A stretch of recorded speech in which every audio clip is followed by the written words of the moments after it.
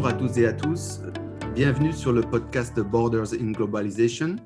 Aujourd'hui, nous avons le plaisir de recevoir Jean-Sylvestre Berger, qui vient de publier un livre intitulé « Les situations en mouvement et le droit, essai d'une épistémologie pragmatique » aux éditions Dalloz. Monsieur Berger, merci d'être présent et d'avoir répondu positivement à notre invitation. Pouvez-vous vous présenter en quelques mots ? D'abord, je vous remercie, Benjamin, pour votre très aimable invitation dans le cadre de votre thématique de recherche qui est absolument passionnante. Je suis professeur de droit à l'Université Côte d'Azur, qui est à Nice, dans le sud de la France, comme vous le savez, et membre de l'Institut universitaire de France, qui héberge hors les murs des recherches avancées et à caractère notamment pluridisciplinaire. J'ai trouvé votre livre très intéressant, et notamment la structure du livre et l'idée que vous développez à l'intérieur de ce livre. Et j'aimerais que vous le partagiez avec nos auditeurs, s'il vous plaît. D'où vous est venue l'idée d'écrire sur les situations en mouvement et le droit? Est-ce que vous pouvez nous présenter l'idée principale du livre ainsi que les chapitres, s'il vous plaît? Bien sûr. Alors, je fonctionne un petit peu toujours de la même manière. Disons que mes thématiques de recherche durent environ 8 ans. Et quand j'ai fini une thématique, je passe à autre chose. Alors, évidemment, j'en garde quelques miettes, puisque on capitalise un petit peu. C'est le seul avantage de vieillir. Mais l'idée, c'est quand même à chaque fois de me remettre en question et d'essayer de repartir un peu à zéro, mais pas complètement à zéro. En l'occurrence, le travail qui a précédé ce travail sur l'épistémologie pragmatique des situations en mouvement, sur lesquelles je vais revenir, était en gros l'application du droit dans un contexte global et la question de la méthode de travail du juriste, du global lawyer, qui est amené à envisager le droit sur différents sites en même temps ou successivement avec une vision, disons, la plus globale possible des situations qu'il a à traiter.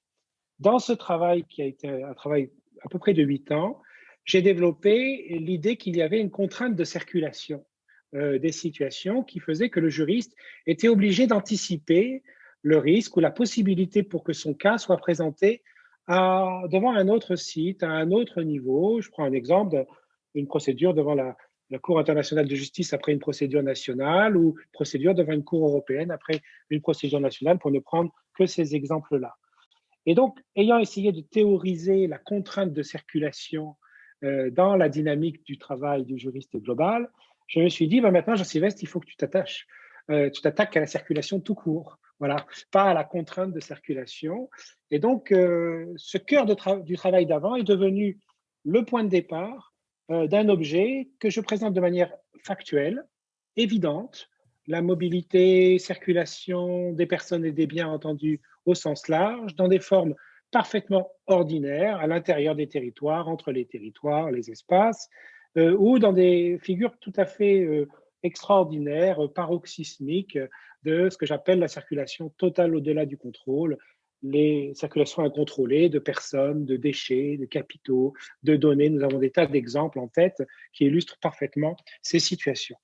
Partant de cet objet, encore une fois, à la fois évident et facile à décrire, mais protéiforme et potentiellement complexe, j'ai essayé de réfléchir à la manière dont cet objet pouvait me permettre de revisiter le droit. En ce sens, c'est une approche épistémologique. Je ne cherche pas à faire le droit de la circulation. Je ne dis pas qu'il ne faut pas le faire. Je l'ai fait beaucoup. J'ai fait le job, je crois, dans un certain nombre de domaines. Mais je pense qu'à un moment donné, il peut être intéressant de renverser la perspective et de se demander non pas ce qu'est le droit à nous dire sur la circulation, mais dans quelle mesure la circulation questionne le droit et notamment remet en question la connaissance juridique, les méthodes juridiques. Et ça m'est apparu comme une évidence. Pourquoi? Parce que il est très difficile de saisir les situations en mouvement pour le droit. Le droit est d'abord un fixateur. Il fixe les situations dans des cadres auxquels il assigne des régimes juridiques. Et à partir du moment où il y a du mouvement, il y a potentiellement plusieurs cadres qui sont mobilisés. Et donc, le droit va être un peu violent, c'est-à-dire qu'il va essayer de stopper le mouvement pour le faire rentrer dans une catégorie et lui faire produire un effet. Et donc, ça peut être intéressant de se demander comment le droit peut se remettre en question lui-même, c'est-à-dire se mettre en mouvement lui-même et essayer de participer à cette dynamique. Cette épistémologie se veut pragmatique en ce sens que je ne fais pas un travail sur la théorie du droit, je théorise les situations en mouvement, mais je ne prétends pas revisiter les thèses épistémologiques et l'ensemble des controverses qui les accompagnent. Donc, je ne tranche pas un certain nombre de questions qui sont cruciales sur ce point. Je ne cherche pas à savoir si le droit développe sa propre connaissance. Je ne cherche pas à avoir une vision purement descriptive. Je m'autorise à être parfois prescriptif. Je regarde la pratique et pas simplement les énoncés théoriques. Bref, je fais un peu ce que je veux. Je suis opportuniste en ce sens pragmatique. Il faut prendre le mot pragmatique dans un sens très commun. Et donc, je me donne beaucoup de liberté, mais avec une contrainte, je dois parler de mon objet. Et mon objet, c'est les situations en mouvement. Pour le traiter, j'ai organisé le livre à l'anglo-saxonne ou anglo-américaine en chapitres et pas en 2 parties, 2 sous-parties comme nous avons l'habitude de faire en France, avec 5 chapitres. Rapidement, Benjamin, je ne vais pas détailler l'ensemble des développements. Le premier chapitre consiste à faire un état des lieux à la fois du vocabulaire et des constructions juridiques, donc on va dire des matières, des spécialités juridiques autour de la circulation, avec une conclusion qui consiste à dire que on n'est pas toujours très certain de savoir de quoi on parle, il y a une sorte d'incertitude, et la circulation n'a pas, les situations en mouvement n'ont pas de caractère absolument central dans les constructions et n'ont pas vocation à l'avoir. En revanche, on observe que toutes les constructions du droit peuvent être revisitées à travers cet objet. Donc ça veut dire qu'on a, par cet objet, une capacité à remettre sur la table ce que l'on peut, avec comme seule limite, bien sûr, sa propre compétence, puisque personne n'est omniscient. Évidemment, je ne suis pas compétent dans tous les domaines, même si j'ai l'esprit particulièrement ouvert. En tout cas, je m'efforce d'avoir un esprit particulièrement ouvert.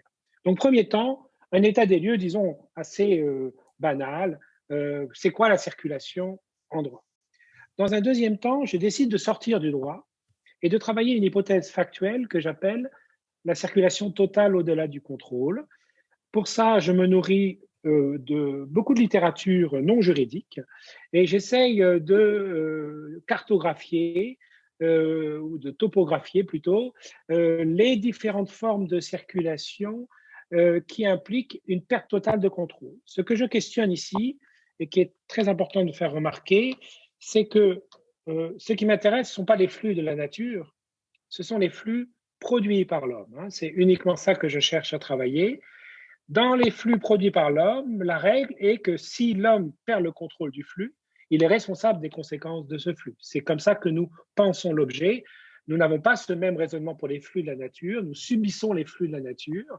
Nous essayons parfois de les contenir avec nos technologies, bien sûr, mais nous les subissons et on ne dit pas que l'homme est responsable des flux de la nature. C'est la nature qui lui inflige sa sanction et il n'a plus qu'à s'y soumettre et à essayer de réparer les conséquences.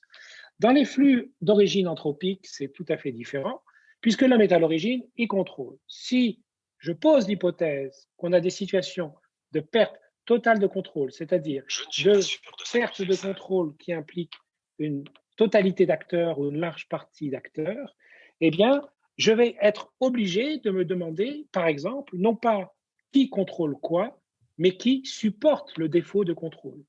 Et pour des très gros sujets comme la circulation des migrants, la circulation des capitaux, la circulation des données, la circulation des déchets, la circulation des gaz à effet de serre, de l'information, je pourrais prendre des tas d'exemples comme ça, eh bien pour tous ces exemples-là, je vois bien que mon phénomène décrit de manière ordinaire, non juridique, tirant parti de l'actualité notamment, comment ce phénomène fait parler le droit, renverse en quelque sorte la perspective du droit, puisque le droit, lui, a construit les flux d'origine anthropique sous le chapeau du contrôle, et même de ce que j'appelle l'illusion du contrôle.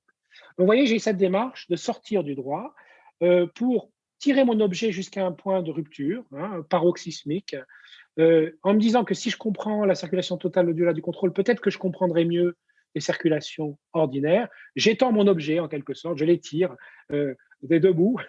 Je parle même des stases, c'est-à-dire des situations de non-circulation qui sont dans mon sujet. Ce n'est pas central, mais c'est très important et on l'a vu avec le Covid et les mesures de confinement récemment. Voilà, donc ça c'est le deuxième chapitre. Troisième chapitre, je reviens au droit. Et là, je fais un travail de déconstruction, à la fois du droit sur la circulation et sur le contrôle. Les deux thèmes forment un véritable tandem, hein, encore une fois. Donc, j'ai un sujet, c'est la circulation, mais la circulation en droit, c'est la question du contrôle. Et j'essaye de questionner les constructions du droit en montrant toutes les difficultés pour le droit à traiter des mouvements, des situations en mouvement, ou à traiter du contrôle de ces situations. Là, c'est un travail analytique qui porte essentiellement sur le discours du droit, donc c'est assez classique hein, comme démarche. Et je suis un gentil de tempérament, donc j'essaye pas d'expliquer que les gens n'ont rien compris, qui croient qu'ils traitent le sujet alors qu'ils n'en parlent pas. J'essaye simplement de montrer que quand le droit traite des mouvements et traite de leur contrôle, c'est difficile. Il y a plein d'implicites, il y a plein de faces cachées, il y a des incohérences, il y a des illusions. Bref, il y a matière à repenser l'objet. Quatrième chapitre, je reconstruis et je commence par reconstruire la circulation. J'estime que c'est le chapitre le plus, charpenté en termes de propositions théoriques, puisque j'essaye d'imaginer ce que j'appelle une approche antécédente des flux.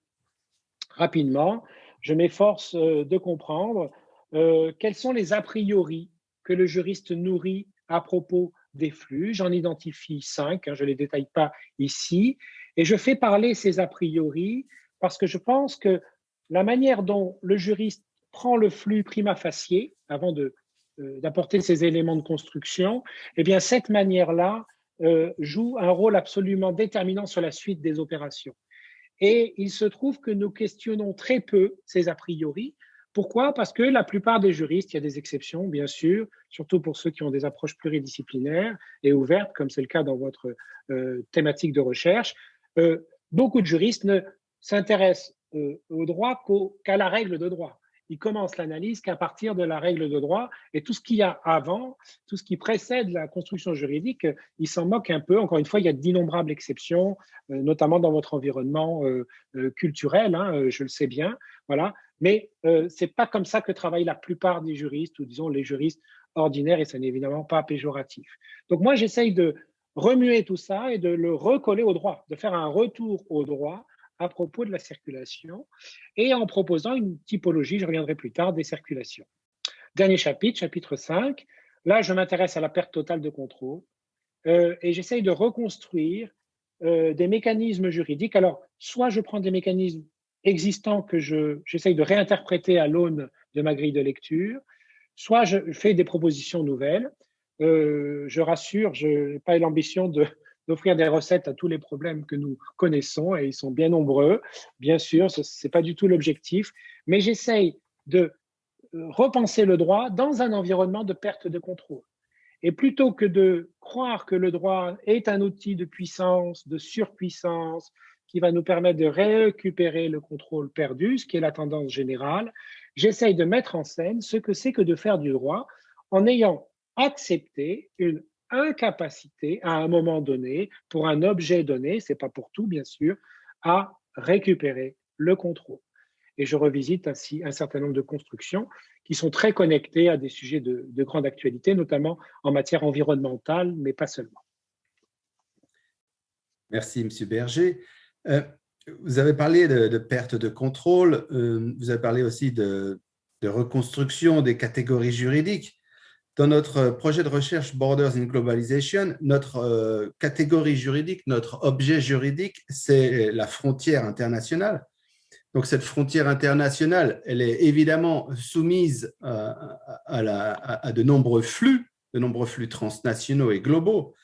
Et je me demandais, M. Berger, comment le droit appréhende-t-il le phénomène du mouvement à travers les catégories juridiques et à travers la catégorie juridique de la frontière? Puisque dans votre définition du mouvement, de la situation de circulation, vous parlez évidemment de la circulation transfrontalière, vous parlez de la circulation transnationale et globale. Comment cette circulation, comment ce phénomène de circulation, de cette situation en mouvement, vient-il questionner le droit, la fabrication du droit, comme vous l'avez dit tout à l'heure, qui sert à fixer des catégories? Et ici, vous avez la frontière. La frontière est justement la marque emblématique du droit qui sert à séparer, à différencier des territoires. Donc, je voulais amener une discussion qui lie la situation du mouvement en droit à l'échelle globale et cette catégorie spécifique de frontières qui sert à délimiter les territoires. Qu'est-ce que vous pouvez nous dire sur cette relation? Merci. Je vous propose de faire deux temps de réponse. Un temps de réponse sur le mouvement comme catégorie juridique et ensuite le rapport du mouvement à la frontière qui est le cœur de votre thématique de recherche. Alors sur le premier point, je ne crois pas que le mouvement, que ce soit très utile de considérer que le mouvement est une catégorie juridique à elle toute seule, ou à lui tout seul, pardon. Je ne crois pas que ce soit particulièrement utile. Pourquoi? Parce qu'il se déploie dans des domaines extrêmement différenciés et qu'ensuite, je ne fabrique pas un droit du mouvement. Rappelez-vous, hein, je m'interroge sur le mouvement qui questionne le droit et je ne fais pas un droit du mouvement comme je ferai, ce qui est très utile, encore une fois, le droit de la circulation routière ou le droit des libertés de circulation dans l'espace européen ou dans un espace fédéral comme au Canada, etc. Donc, c'est pas l'objet. En revanche, je fais un travail de catégorisation du mouvement, ça c'est sûr, à partir d'un exercice qui s'appelle la dogmatique juridique, qui n'a rien à voir avec le dogmatisme, comme vous savez, et qui consiste donc à essayer de penser des cadres structurants de l'objet.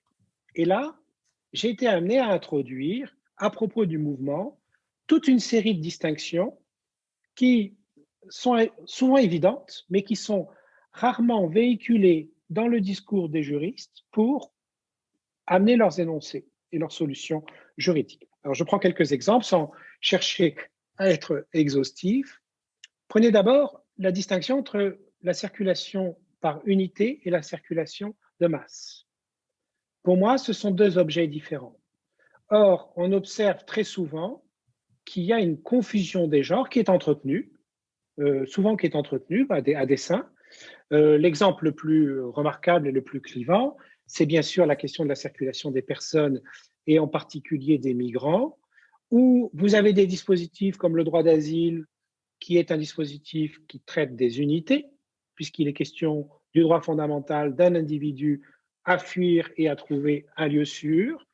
Et vous avez à côté de ça des dispositifs de contrôle migratoire qui sont des dispositifs de masse, où là, on va parler de pourcentage, de profil, de nombre de points, je parle de votre système là, de nombre de points que vous avez pour pouvoir être éligible à un emploi, par exemple, comme étranger au Canada. Il y a une confusion. Alors, ça, c'est évident. Je veux dire, si je dis ça, tout le monde me dit, bah oui, on sait ça. Oui, sauf que il faut bien comprendre qu'on a deux objets différents et que tout le jeu des acteurs va consister à souvent jeter un trouble. Donc, jeter un trouble, ça veut dire quoi? Ça veut dire qu'on va manipuler l'outil droit d'asile comme un outil de contrôle des migrations. Ben, ça, c'est une hérésie.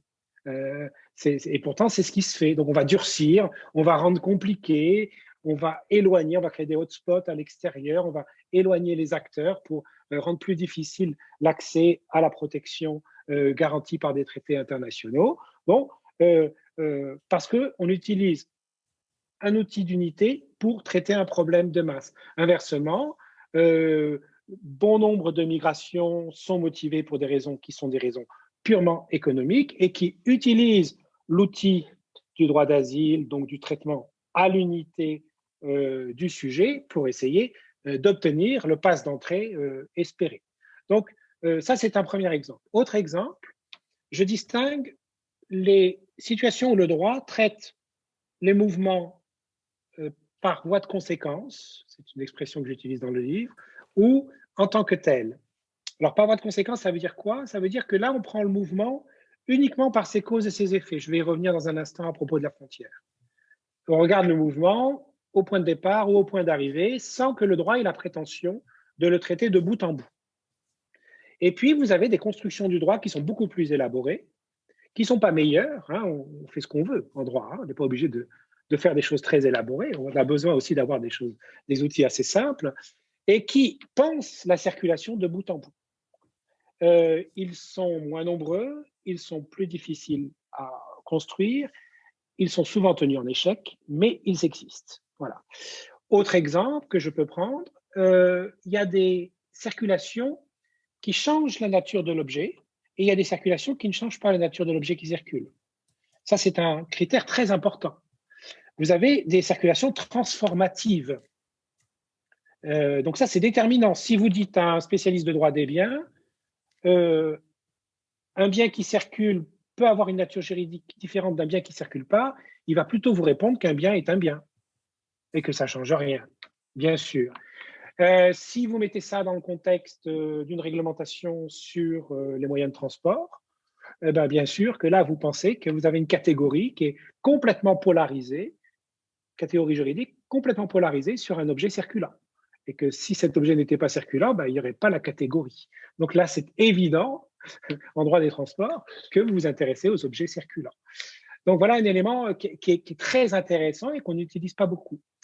Il y a une dernière notion, mais j'y reviendrai plus tard, qui est la notion d'espace normatif, d'espace de flux, mais j'y reviendrai un petit peu plus tard dans l'explication. Donc ça, c'est la question sur la circulation. Oui, on peut catégoriser, bien sûr, et j'ai essayé de le faire comme j'ai pu, hein, je ne prétends pas avoir fait quelque chose de parfait, avec des exemples très diversifiés, et c'est intéressant parce que ça permet d'avoir une meilleure compréhension des outils juridiques, surtout quand ils sont foisonnants et qu'ils sont proches les uns des autres.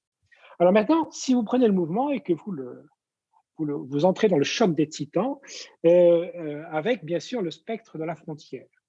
Alors là, on passe pour moi à une autre question. La question de la frontière n'est pas la question du mouvement. Si vous ramenez le mouvement à la frontière, pour moi, vous n'avez pas traité le mouvement. Vous avez traité la frontière et c'est la frontière qui a gagné. Et c'est ce qui se passe très souvent pour des tas de raisons que vous connaissez fort bien. Il y a une obsession de la frontière, je reprends une formule qui est connue. Tout est construit autour du trait frontière et du franchissement de la frontière. Alors, il y a des gens plus ouverts, mais on va dire qui sont sociologisants, qui parlent de la vie autour de la frontière, des zones frontières, des frontières mobiles. Voilà, ça, c'est des pensées qu'on va dire qualifiées de post-modernes, qui correspondent à des réalités, hein, qui sont observées dans des espaces bien définis, etc. Je voudrais essayer, alors sans entrer sur ce terrain-là que vous connaissez fort bien et que je ne vais pas chercher à exploiter en tant que tel, même si j'y fais référence, je voudrais vous dire que pour essayer de parler du mouvement en considération de la frontière sans que la frontière mange le sujet du mouvement, je crois qu'il n'y a qu'un seul moyen, c'est d'introduire la notion d'espace. C'est le seul moyen possible. L'espace, c'est quoi? Alors, on peut avoir la définition des géographes, hein, qui considèrent que les espaces, c'est un sous-ensemble des territoires, et donc c'est sous-jacent à la frontière. Donc, on introduit au fond l'espace quand on ne peut plus parler de territoire. Et l'exemple typique, c'est quand à l'intérieur d'un territoire, vous faites des zones. Je prends l'exemple d'un plan d'urbanisme où vous créez dans une ville des zones pour l'habitat, l'activité industrielle, agricole, les loisirs, tout ce que vous voulez. Ce zonage, c'est une spatialisation. On pourrait créer des sous-territoires, mais on ne le fait pas parce qu'on ne va pas multiplier les frontières administratives avec des douaniers et des traits partout. Ça ne sert à rien. Le territoire, c'est la collectivité. Donc, dans mon exemple, c'est la ville. Ça pourrait être un pays, bien sûr, peu importe. Hein. Et je vais créer donc une notion qui va me permettre de penser mon territoire avec des espaces qui sont des espaces de vie. Hein, c'est clairement comme ça que c'est défini. Et dans les espaces de vie, il y a des espaces de mouvement, puisqu'il y a des mouvements à l'intérieur des espaces ou, bien sûr, entre les espaces. C'est tout l'intérêt.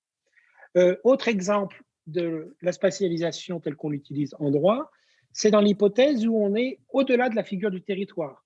On n'est pas en deçà, mais au-delà. L'exemple le plus remarquable, c'est bien sûr l'espace maritime. L'espace maritime, pour partie, est une extension de l'espace terrestre. Donc ça, c'est la zone territoriale.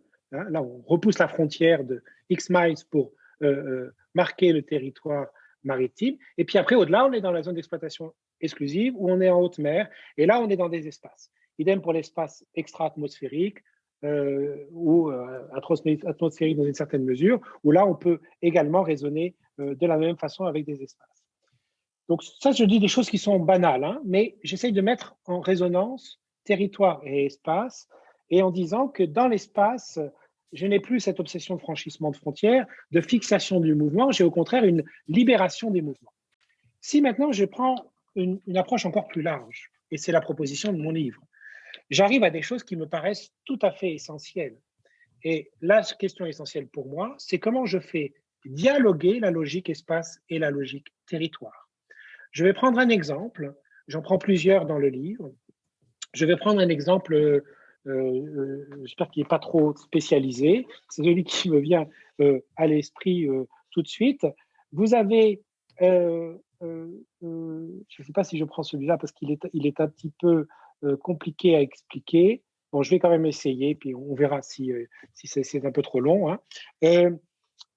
Vous avez un dispositif en Europe qu'on appelle de portabilité des contenus. C'est-à-dire qu'on a imaginé que des gens qui souscrivent à des contenus en ligne de type sites de streaming et autres aient la possibilité de les consulter dans l'espace européen où qu'ils soient, notamment quand ils se déplacent pour le travail ou le week-end. Avant cette intervention européenne, on avait une approche territoriale, essentiellement territoriale, et donc on considérait que si vous souscrivez un abonnement pour tel fournisseur de contenu dans tel pays, ça ne vaut que pour ce pays. Et quand vous passez la frontière avec votre smartphone ou votre tablette, ça ne marche plus. Pourquoi? Parce qu'on considère que vous n'avez pas acheté des droits sur le nouveau territoire, franchez cette frontière, vous êtes déshabillé de votre droit, vous devez en acquérir un nouveau. C'est typiquement le droit qui fixe et qui nie le mouvement et qui parcellise. Les Européens, enfin l'Europe a décidé d'essayer de trouver une solution, et on a trouvé une solution, ça s'appelle la portabilité des contenus. On a dit, ben voilà, on va créer une fiction, on va dire que on considère que l'utilisateur se connecte toujours au lieu de sa résidence habituelle, même si en pratique il ne le fait pas. Il n'est pas dans sa résidence habituelle. Donc si, habitant en France, j'ai pris un abonnement X auprès d'un fournisseur de contenu et que je me déplace en Belgique pour le week-end, ma connexion en Belgique est réputée avoir lieu depuis la France. Et puisqu'en France, j'ai un droit, j'ai accès au contenu. Alors, ça, c'est quoi? Ça veut dire qu'on fait résonner deux choses.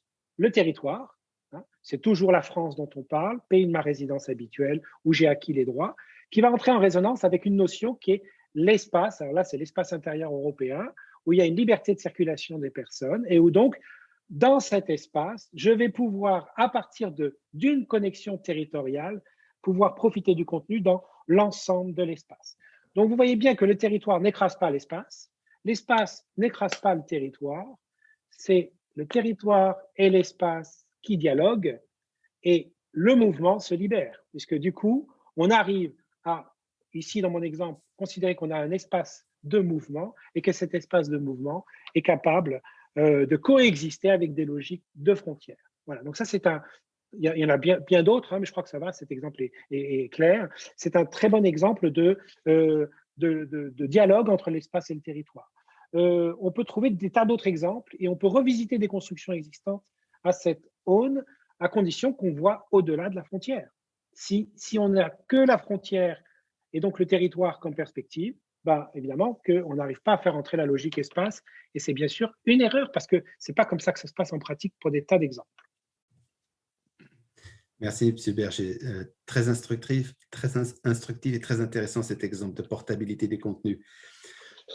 Vous avez parlé d'espace et je pense que c'était une notion évidemment très importante à la fois pour la géographie mais aussi pour le droit.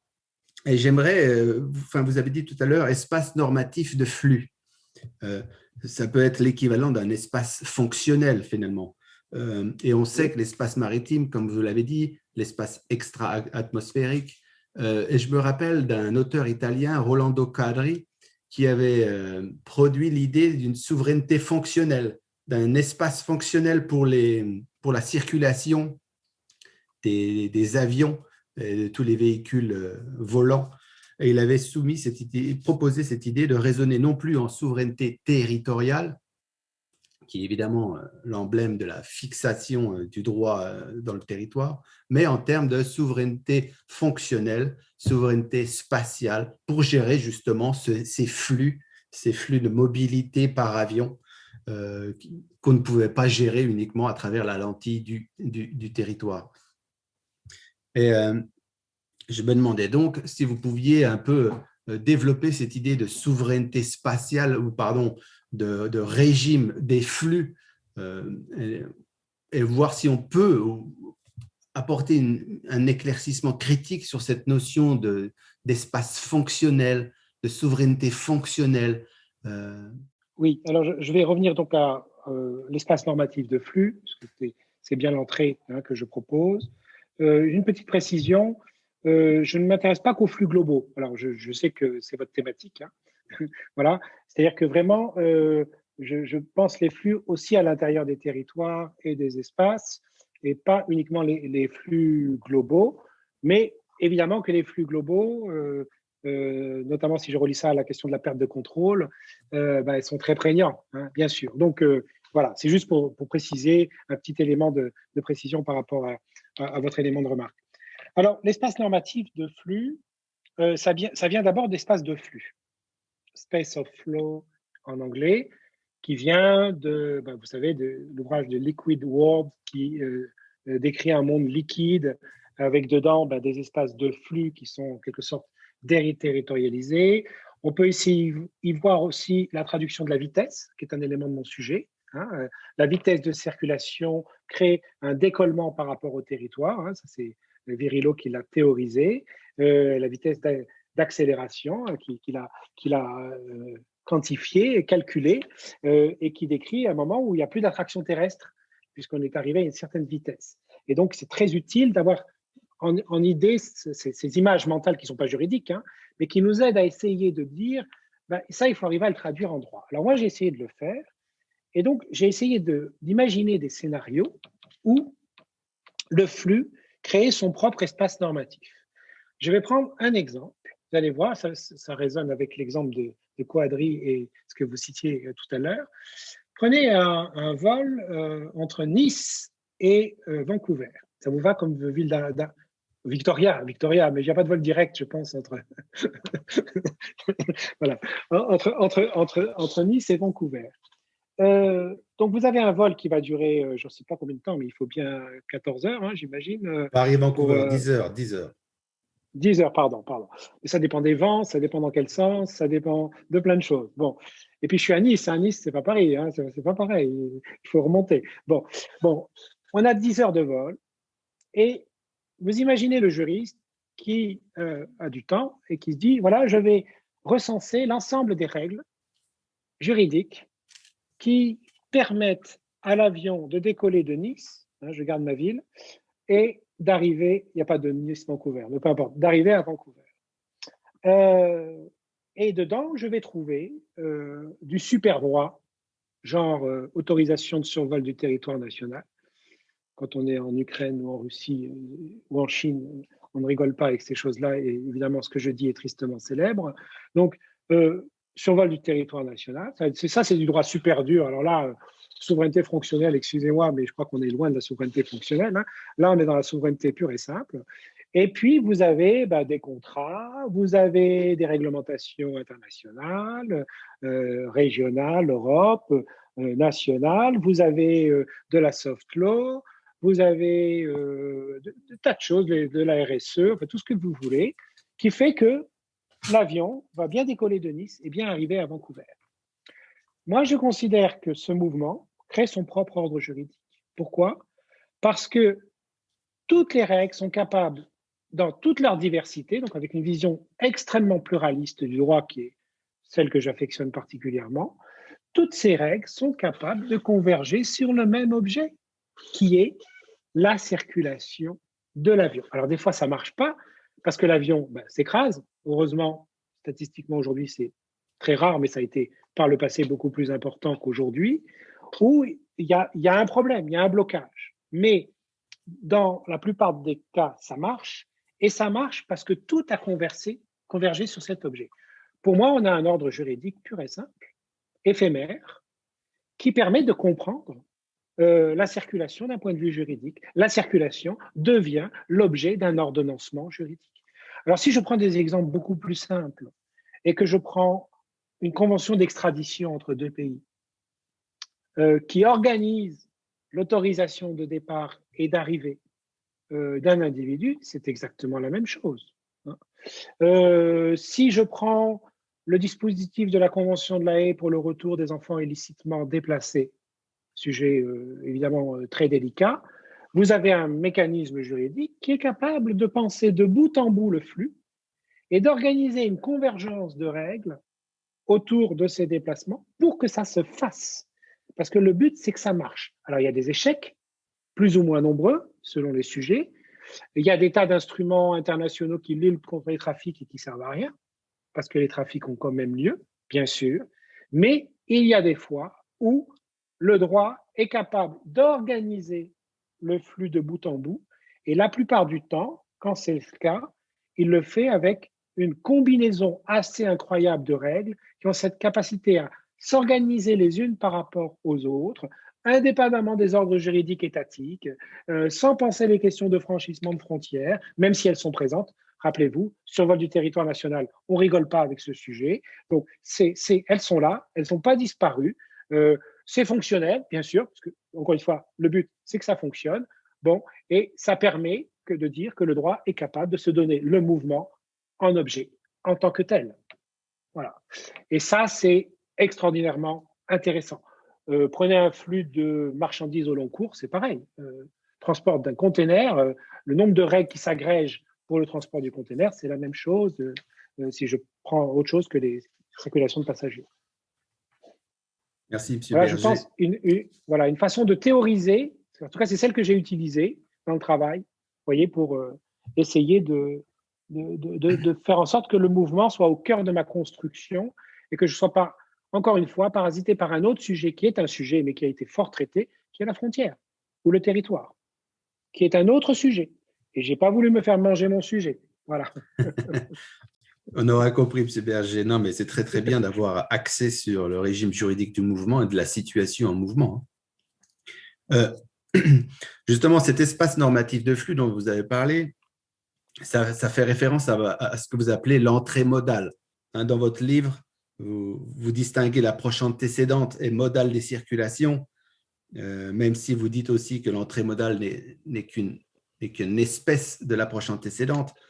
Et en utilisant ce mot antécédent, vous développez les quatre entrées: l'antécédent magique, l'antécédent libéral, l'antécédent ontologique, l'antécédent juridique, par exemple les libertés de circulation au sein de l'Union européenne. Est-ce que vous pouvez nous présenter en quelques mots cette approche théorique très intéressante pour comprendre la diversité des flux finalement? Alors, je vais vous répondre de deux manières. La première, une manière un peu basique, mais c'est toujours bien d'essayer de commencer par des énoncés les plus simples et les plus élémentaires. Je dis ça pour les doctorants et autres qui nous écouteraient. Très souvent, la circulation, elle est construite à partir du mode de circulation, du véhicule. Et la matière qui l'illustre parfaitement, c'est le transport. Et le droit des transports, et je ne suis pas un spécialiste de droit des transports, où là, tout le monde sait qu'on distingue le transport de personnes, de marchandises, transport terrestre, aérien, maritime, etc. Et on a des sous-catégories à l'envi. Ça veut dire quoi? Ça veut dire que dans ces scénarios, le juriste est capable de partir du mode de transport, de la modalité de transport, pour construire un régime juridique. Donc, il a un moment où il ne fait pas du droit, il se dit, mais de quoi je parle? Et il se dit, ah ben, si je parle de la circulation d'une personne, ce n'est pas la même chose que quand je parle de la circulation d'une marchandise, ou j'aurais dû le dire dans le sens inverse. Voilà. Donc, ce sont deux sujets différents. Et il construit. Donc, pour l'exemple du transport, c'est évident qu'on a une approche de ce type. Alors moi, j'ai essayé, en ne me limitant pas au spectre du transport, qui est un exemple parmi d'autres des situations en mouvement que je traite, j'ai essayé de réfléchir à toutes les conceptions a priori. Alors moi, je dis antécédents parce qu'a priori, à une dimension kantienne, c'est-à-dire transcendantale, qui ne marche pas dans certain nombre de mes hypothèses. Certaines de mes hypothèses sont transcendantales, mais la plupart ne le sont pas. Donc, j'ai inventé un mot. Je vous le dis au passage, Benjamin, ce sera le thème de ma prochaine recherche pour les 8 à 10 ans qui viennent autour de antécédents, donc très théorique. Hein. Je suis en train de poser des jalons, même si je vais me reposer un petit peu là quand même entre les deux, mais c'est là-dessus que je vais travailler dans les années à venir, je l'espère, avec encore une fois une approche théorique très pluridisciplinaire, très internationale. Donc, je suis intéressé par toute collaboration pour la suite. Dans cette approche a priori, j'essaye de penser mon objet avant de greffer sur mon objet des constructions juridiques et de prendre un petit peu de temps pour ne pas tout de suite donner des énoncés juridiques en essayant de répondre à la question qui me paraît absolument essentielle, de quoi je parle, de quoi je suis en train de parler. Si vous prenez par exemple les antécédents, je vais prendre pas tous, hein, mais quelques exemples, l'antécédent magique. L'antécédent magique, c'est quoi? Ça veut dire que le juriste a l'a priori que la circulation, c'est bien, ça fonctionne, c'est un truc super. Hein. Alors, on sait qu'il y a des gens qui ont théorisé ça, qui ne sont pas des juristes, qui sont des gens qui ont théorisé la mobilité, qui ont même critiqué cette fascination pour la mobilité, dont on revient en ce moment, évidemment, avec le Covid. Donc, ils ont fait ce travail. Mais comme juriste, j'accepte de dire, ah ben oui, il y a certaines constructions du droit qui vont s'accrocher à l'effet magique. Je prends un exemple, les besoins du commerce international. Les besoins du commerce international, c'est les besoins de quoi, de qui, on ne sait pas trop. C'est peut-être pas les besoins de tout le monde. Hein, ça, on ne sait pas. Et pourtant, ça véhicule des constructions juridiques extrêmement fortes, puissantes. Je prends qu'un exemple français. Le régime juridique de l'arbitrage international a été motivé par les besoins du commerce international. Et pour arriver à faire ça, on a quand même dit que la clause d'arbitrage était autonome, c'est-à-dire exempt de toute influence de tout régime juridique territorial. On a inventé un truc pour que derrière, ça circule, que le commerce, le business se fasse. Et très bien, encore une fois, je ne dis pas que c'est pas bien, mais c'est magique. Et donc, alors dans ce cas-là, le juriste, il questionne très peu. Qu'est-ce que c'est que les besoins du commerce international? Il va peut-être dire que ce n'est pas juridique. Donc, s'il dit que ce n'est pas juridique, il ne va pas s'y intéresser. Mais s'il ne s'y intéresse pas, il n'aura pas parlé du sujet. C'est grave erreur du juriste qui abandonne aux autres des terres qu'il devrait lui aussi occuper. Sous prétexte que ce n'est pas juridique, il n'en parle pas. Et s'il dit que c'est juridique, il va en parler assez peu, parce qu'il va le traiter comme une évidence, comme une croyance. Et là, c'est clairement une pensée magique. On pense que ça marche. Et d'ailleurs, dans une large mesure, ça a marché. Aujourd'hui, on peut se poser la question de savoir si ça marche toujours, mais ça a marché puisque ça a quand même sécurisé les approvisionnements, donc contre la disette, et ensuite les écoulements. On a pu vendre nos marchandises produites parce que derrière, on avait un système organisé de commerce. Bon. Ça, c'est le magique. Je prends un autre exemple fondamental, l'antécédent fondamental. Je vais décider que la circulation va devenir le fondement juridique d'un système juridique. Et l'exemple qui est tout à fait remarquable pour les Européens, c'est bien sûr le droit de l'Union européenne qui a pensé les libertés fondamentales de circulation. Vous n'avez pas l'équivalent dans le monde. On n'a pas exaucé à ce point le caractère fondamental des libertés de circulation. Et on l'a fait en Europe. Pourquoi? Parce qu'il n'y a pas de territoire européen. Il y a le territoire des États membres qui constitue l'espace du marché intérieur. Et pour arriver à faire ça, il a bien fallu trouver un concept surplombant. Et on est allé le chercher dans la liberté de circuler. C'est du génie juridique, c'est de la très haute fabrication. J'explique l'origine par les solidarités de fait dans le travail. C'est un élément très important qu'il faut bien comprendre quand on veut avoir une connaissance de la spécificité européenne, qui est quand même une bizarrerie mondiale, voilà, mais qui existe. Si je reste sur modal, j'ai essayé alors de sortir des modalités normées de circulation, comme je le disais tout à l'heure, à propos notamment du droit des transports, et j'ai imaginé 3 modalités clés, et sans les détailler toutes, dans ces modalités, j'ai notamment l'espace normatif de flux, c'est-à-dire l'hypothèse où je suis capable de considérer que le flux fait derrière son propre ordre juridique. Je parle aussi des mobilités, des circulations transformatives, donc je m'intéresse à toutes ces circulations qui transforment l'objet, et je m'intéresse aussi à la distinction entre les circulations qu'on saisit en tant que telles ou par voie de conséquence, comme je le disais avant. Monsieur Berger, nous avons parlé donc de l'origine du livre, vous avez présenté l'idée principale du livre, vous avez décrit des chapitres du livre. Là, nous venons de parler de l'Union européenne, de cette création d'un espace juridique propre et de cette construction juridique de l'Union européenne qui reste sui generis, on ne peut pas la nommer, elle reste unique dans le monde, comme vous l'avez dit. Est-ce qu'on peut parler maintenant d'autres types de flux, par exemple les flux de données?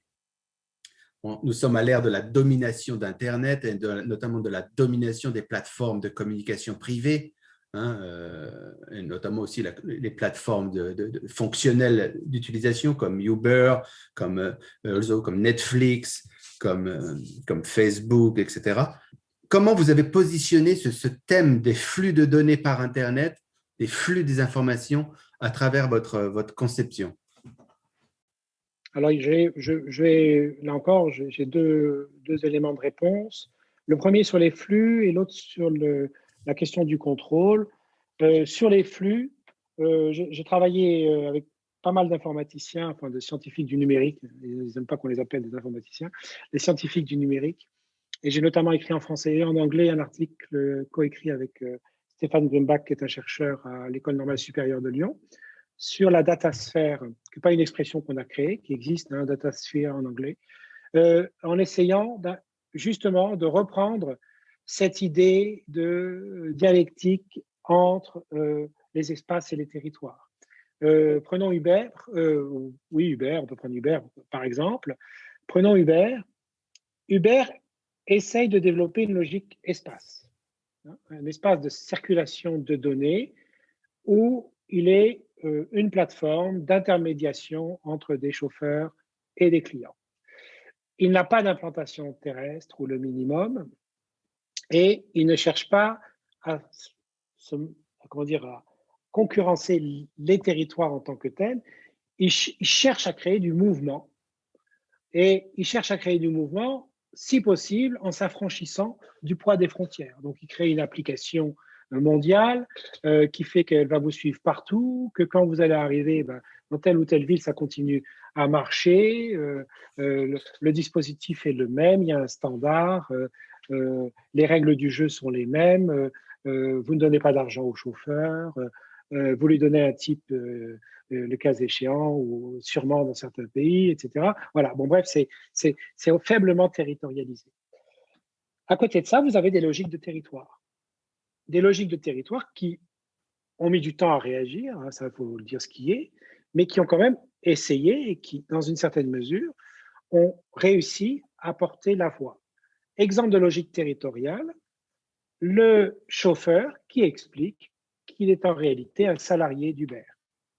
Que dans le modèle, il est sous subordination d'Uber et que ce type de relation, dans le pays dans lequel il est, la loi territoriale super impérative, qui est la loi du droit du travail, spécialement dans certains pays comme la France, va imposer un modèle avec des protections, des prises en charge de la protection sociale, etc., qui n'existent pas dans le système de l'auto-entrepreneur qui gère lui-même ses propres risques. Là, on a une mise en concurrence de la logique territoriale et de la logique spatiale. L'erreur serait de croire que la logique territoriale va avoir raison sur la logique spatiale. Alors, peut-être que le modèle d'Uber, dont on sait qu'il n'est pas nécessairement pérennisé ou pérennisable et qui pose question. Bon, mais ça, je ne parle pas d'argent et de finances. Mais peut-être que ce modèle va échouer. Je ne dis pas qu'il va complètement survivre, mais que ce soit Uber ou Airbnb ou prenez tous les autres modèles, quel que soit l'exemple, le territoire, il ne va pas venir à bout de la logique espace parce qu'il a aussi besoin de cet outil d'intermédiation qui est capable d'organiser des flux. Et en même temps, il va falloir faire entendre sa voix au chapitre en disant il y a des choses sur lesquelles je ne transige pas, comme la fiscalité, la protection du droit du travail. Et donc, on a bien, comme je disais tout à l'heure, on a une mise en résonance des deux, hein, l'espace et le territoire. Et l'erreur, c'est de tout ramener à l'un ou à l'autre. L'erreur, ça a été de croire pour Uber qu'il pouvait s'affranchir des territoires. Les territoires l'ont rattrapé. L'erreur pour les territoires, c'est de ne pas savoir qu'il y a une logique espace dans laquelle ils doivent entrer. Et là, je continue. Alors, je ne prends pas l'exemple d'Uber, mais je peux prendre l'exemple d'Uber. Prenez la question de la taxation des rémunérations liées à des services de voituriers proposés par Uber. Si un État veut exister dans l'espace, il va falloir qu'il développe un élément qui va se greffer sur l'appli d'Uber et qui va pouvoir comptabiliser à chaque fois qu'une transaction se fait et qui va pouvoir marquer le pourcentage qu'il prend pour l'impôt. Comment ça se fait? Ça se fait par une appli. Donc, ça veut dire que l'État va se projeter dans la sphère d'intermédiation, va exister dans la sphère d'intermédiation. Là aussi, ils ont mis du temps à le faire, mais maintenant, ils le font. Et ils vont mettre des filtres pour être capables de choper les transactions et bien sûr de toucher les taxes correspondantes. Donc, ça veut dire que le territoire se projette dans l'espace comme l'espace se heurte au territoire. Et c'est comme ça qu'on fait jouer les dialectiques avec toutes ces questions passionnantes que vous connaissez bien, notamment dans votre environnement anglo-américain, canadien. Je dis américain, c'est nord-américain, bien sûr. C'est ces questions de rapport de force, de rapport de pouvoir et d'enjeux, et notamment d'enjeux politiques, voilà, qui sont pris. Donc ça, c'est la réponse par le mouvement. La réponse par le contrôle, là, je crois vraiment qu'il y a une sous-prise de conscience de la perte de contrôle des flux de données à l'échelle globale. C'est absolument incroyable. On vit dans un monde où on entretient l'illusion du contrôle pour sécuriser, garder la confiance des acteurs. C'est la même chose avec l'argent, hein, c'est exactement pareil. Avec l'argent, on croit que c'est sous contrôle, en réalité, on ne contrôle pas grand-chose dans les flux. Et bien là, c'est pareil. Et je crois qu'il faut quand même intégrer à un niveau très développé et qui peut se déployer pour des tout petits sujets ou des sujets beaucoup plus importants, il faut imprégner la culture qu'on est dans un environnement où on a perdu le contrôle des flux de données. Et tout discours qui consiste à nous dire que le droit, par exemple avec le RGPD à l'européenne, va remettre du contrôle là où on l'a perdu, pour moi, c'est epsilon, quoi. Alors, ça existe, tant mieux pour ces institutions, je ne les critique pas ouvertement, elles font leur travail, elles font ce qu'elles peuvent. Et quand on m'explique que la CNIL française, 60 juristes, 60 informaticiens, est capable de donner le change à Google, je rigole, quoi. Alors, bien sûr que Google se prend des baffes, mais Google s'en fiche, hein, parce que Google se nourrit de la circulation incontrôlée des données et du flux permanent des données. Et plus vous mettez du contrôle en matière de données, plus vous créez des données, et plus vous créez des données, plus elles circulent. Donc, le seul moyen d'arrêter tout ça, c'est de débrancher la machine. Mais nous ne pourrions plus nous parler, Benjamin, comme nous le faisons en ce moment. Et ce serait bien triste. Alors, il y a un mastodonte dont on a oublié de parler, c'est Amazon. Donc, Amazon, Ouais. c'est un peu la synthèse de la globalisation des flux marchands et des flux en tout genre. On voit que Vancouver est en conflit avec Seattle. C'est vrai que le siège d'Amazon n'est pas très loin de Victoria et de Vancouver, ça c'est vrai. Mais bon, c'est une structure, comme vous le savez, mondialisée, Mondial. globalisante Ouais. et qui contrôle la plupart des flux marchands. Hein. Oui, oui. Et donc, c'était juste une petite parenthèse sur Amazon. Parce que finalement, comme vous vous dites, il suffit de débrancher, mais il suffit de ne pas avoir de téléphone portable. Est-ce qu'on peut dire que la globalisation tient tout entière dans notre smartphone, qui n'est pas très smart, qui est devenu une télécommande d'achat à distance, qui est devenu un instrument de contrôle sur soi-même, hein, c'est gravissime. Mais c'est pratique, comme Oui. vous dites, mais c'est aussi un instrument de contrôle dirigé pour acheter. Donc voilà, juste une petite parenthèse sur qu'est-ce que vous pensez d'Amazon et cette domination de cette entreprise sur l'ensemble des flux marchands. Et est-ce que cette Alors, globalisation, finalement, n'est pas quelque chose de très global, mais quelque chose de très petit et qui tient dans votre oui, oui, téléphone portable? oui. Alors, vous savez qu'il y a une différence de sens en anglais et en français de global, parce qu'en anglais, ça peut vouloir dire international, tandis qu'en français, il y a une distinction entre global et international, ce sont deux mots différents. Euh, Global, ça veut dire que tout tient dans un objet. C'est ça, global. Je dis à mes étudiants l'étagère de l'épicier. Donc, vous regardez l'épicier, vous regardez son étagère et vous avez un exemple de globalisation. Vous prenez le pot de concentré de tomate et si vous travaillez sur le pot de concentré de tomate, ben, vous savez qu'il y a une mafia qui a organisé la standardisation de la production de concentré de tomate à l'échelle mondiale. Il y a un livre français qui a été avec une adaptation en anglais pour une vidéo très bien faite sur l'or rouge. Je vous conseille ce livre. Bon, ben là, vous avez le concentré de tomate, c'est le fruit de la globalisation. Alors, on ne s'y attend pas. Hein. Le smartphone, on se dit oui, avec toute la technologie qu'il y a dedans, le fait que c'est un véhicule de communication, télécommunication, alors évidemment, mais sachez que le concentré de tomate est autant globalisé que votre iPhone ou votre smartphone, quel qu'il soit, je ne vais pas donner de marque. Bon, donc, c'est ça la globalisation. Alors, si on prend, je ne vais pas travailler sur Amazon dans le livre, hein, c'est une erreur, hein, c'est vrai, je ne sais pas pourquoi. Ben oui, je dirais qu'ils sont autant maîtres de la circulation que tributaires. C'est clair. Je vais prendre un exemple. Alors, ce n'est pas tout à fait Amazon, mais prenez l'exemple de ce tanker qui a bloqué le canal de Suez. On peut avoir deux lectures. Excusez-moi, je dis des choses un peu banales. Hein, je ne suis pas un expert. Voilà. Mais je ne prétends pas être un expert du sujet. Mais moi, j'ai donné deux lectures, comme d'autres. Enfin, ça n'a rien d'original. Première lecture, on peut dire, ah ben oui, quand ça circule plus, c'est la pagaille, quoi. Donc, ça veut dire que la circulation est un outil de régulation de notre monde. Et puis, quand ça grippe dans le rouage, ben c'est la pagaille. Donc, ça, c'est la première lecture au premier niveau, qui fait l'éloge de la circulation, qui est bien celle qui préside à la plupart de nos constructions aujourd'hui sur le sujet. Et puis, vous avez une deuxième lecture, qui est de dire, mais comment se fait-il que nous soyons tributaires d'un bateau qui traverse le canal du Suez dans une proportion aussi importante dans le monde? Ça veut dire que nous sommes tributaires du mouvement. Nous ne le contrôlons plus en ce sens que nous ne sommes plus capables de le redimensionner, notamment à des échelles locales, qui nous permettraient de nous auto-approvisionner le temps d'un blocage.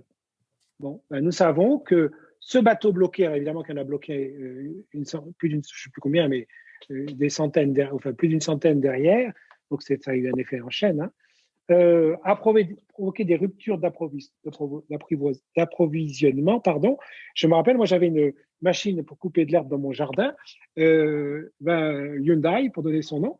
Et ben mon réparateur là, du coin, il m'a dit j'ai plus de pièces, tout est bloqué à cause de Suez. Alors je sais pas si c'est vrai, hein, j'en sais rien, mais voilà. Ça, c'est la preuve qu'on a perdu le contrôle du mouvement. Et je suis pas sûr qu'Amazon domine le mouvement. Je pense qu'Amazon court après quelque chose qu'il ne maîtrise pas lui-même.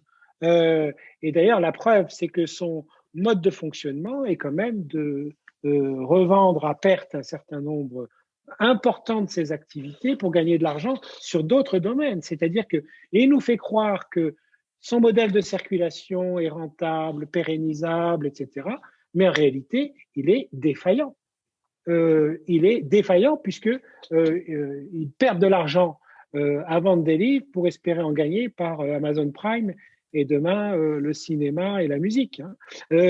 Donc ça veut dire qu'ils ne maîtrisent pas. Je ne crois pas qu'ils maîtrisent. C'est comme Google, ils ne maîtrisent pas la circulation des données. Ils surfent sur des mouvements de circulation.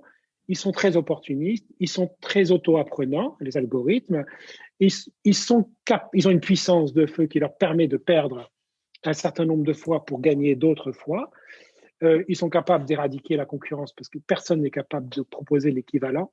C'est bien le drame d'aujourd'hui hein, auquel on est confrontés tous hein, comme consommateurs. Bon, ça oui, ça c'est sûr. Mais Est-ce qu'ils contrôlent les flux? Je ne suis pas du tout sûr. Le pourcentage de livraisons avortées, problématiques, etc., qu'ils résolvent très bien puisqu'ils ils ont des conditions commerciales superbes, hein, qu'aucun autre ne propose, montre qu'il y a plein de bugs.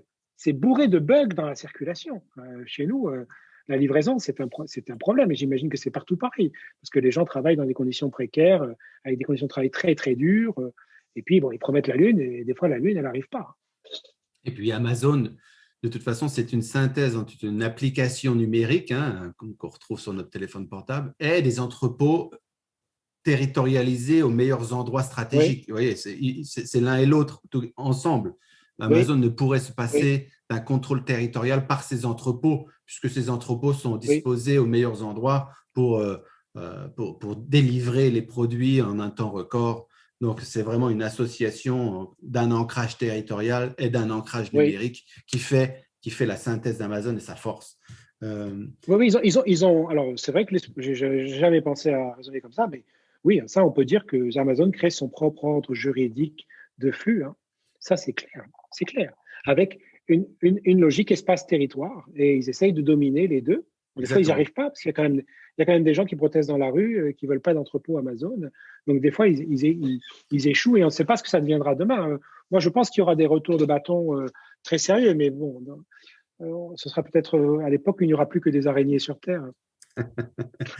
Donc, nous allons terminer bientôt l'entretien. Euh, Finalement, à la fin de cet entretien, je me permets de vous poser cette question. Vous avez parlé plusieurs fois des doctorants. Quels sont les principaux conseils que vous pouvez partager avec nos auditeurs pour mieux comprendre ces phénomènes de mouvement, qu'ils soient globaux ou transnationaux ou non globaux? Qu'est-ce que vous avez comme lecture à faire partager? Est-ce que vous avez des auteurs ou certains livres, certains ouvrages à faire partager avec nos auditeurs? Dans ce travail, j'ai lu 2 bouquins de non-droit pour un bouquin de droit. Ce qui, pour un juriste français, n'est pas habituel, hein. Il y a des juristes dans des environnements, et notamment dans votre environnement, qui sont très habitués à avoir des approches très pluridisciplinaires. Nous, on fonctionne quand même beaucoup en silo, voilà, parce que c'est très important dans la trajectoire, de respecter les trajectoires. Et vu qu'il y a déjà beaucoup de boulot à faire avec le droit, si en plus on se tape autre chose, ça devient compliqué. L'effort que j'ai pu faire grâce à l'Institut universitaire de France et la décharge de cours, hein, c'est ça. Et donc, ça a été très perturbant. Mais, donc, je vais dire recommander de lisez, faites des détours, mais ne perdez jamais de vue votre objet. Et le meilleur conseil que je peux donner, c'est de dire, posez-vous tous les jours la question de savoir de quoi vous parlez, de quoi je parle. Et si on arrive au final d'un travail à dire en des termes simples, compréhensibles et si possible convaincants, l'objet, il faut qu'il soit un peu sexy quand même, convaincant, de quoi on parle, eh ben, on a réussi. Voilà, c'est sûr. Donc, faire des détours, sortir du droit pour y revenir, ne pas croire qu'on gagne en efficacité à être simplement polarisé, c'est une erreur. C'est l'intérêt de voyager. J'en ai beaucoup profité. Je suis allé sur presque tous les continents au sujet de ce projet. Donc, j'ai vraiment eu beaucoup de chance, beaucoup d'échanges avec des approches très différentes qui parfois étaient difficiles pour moi à comprendre, parfois plus faciles. Et mine de rien, tous ces éléments sont venus s'agréger, mais encore une fois, parce que, alors évidemment, j'ai un peu plus de bouteilles qu'un doctorant, hein, j'avais la discipline de me dire, tu parles d'un objet et d'un seul. Voilà. Et c'est ça dont tu vas parler. Voilà. Donc, c'est le conseil que je donne, voilà, d'essayer de tourner autour de l'objet. J'ai dit un jour à un ami, on avait une conversation critique, il me dit, un arbre est un arbre, hein, pour dire le droit est le droit.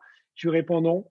Un arbre est autant de représentations qu'on peut en avoir. Et si je tourne avec mon appareil photo à 360 degrés autour de l'arbre, j'ai 360 représentations différentes de l'arbre. Et donc, c'est ça le droit. Voilà. Donc, mais encore une fois, j'ai un arbre, donc j'ai un objet, donc je sais de quoi je parle. Ce sera le mot de la fin, Monsieur Berger. Je vous remercie beaucoup pour cette interview. Merci beaucoup au nom du programme Borders and Globalization. J'attends de vous interviewer pour la version anglaise de votre livre en septembre ou en octobre quand quand la traduction anglaise de votre livre sortira. Donc, j'aurai l'occasion de vous réinterviewer à ce moment-là et on le fera en anglais Formidable. et en anglais si vous le voulez bien. Bien sûr. Merci. Merci beaucoup, Benjamin, pour ce moment excellent d'échange. C'était vraiment un plaisir et un honneur pour moi. Merci, M. Berger. À bientôt.